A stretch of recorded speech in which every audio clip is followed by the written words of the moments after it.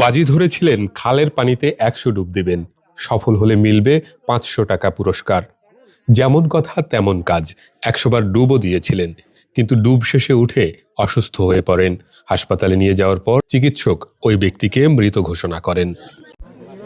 ঝালকাঠির রাজাপুর উপজেলায় ৫০০ টাকা বাজি ধরে খালে ১০০ বার ডুব দিতে গিয়ে বাবুল মোল্লা নামের এক কৃষকের মৃত্যু হয়েছে। বৃহস্পতিবার সকালে উপজেলার বড়ইয়া কাছারি বাড়ি এলাকায় এ ঘটনা ঘটে। বাবুল মোল্লা উপজেলার বড়ইয়া মোল্লাবাড়ি এলাকার আনসার মোল্লার ছেলে। জানা যায় শুক্রবার সকালে বাবুল মোল্লা এক বস্তা চাল মাথায় নিয়ে বড়াইয়া কাছারি বাড়ি বাজারে আসেন।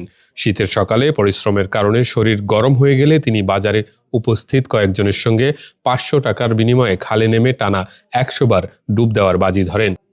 এরপর তিনি খালে নেমে একটানা ১০০ বার ডুবও দেন। ডুব দেওয়া শেষে খালের পাড়ে উঠে তিনি অসুস্থ হয়ে পড়েন।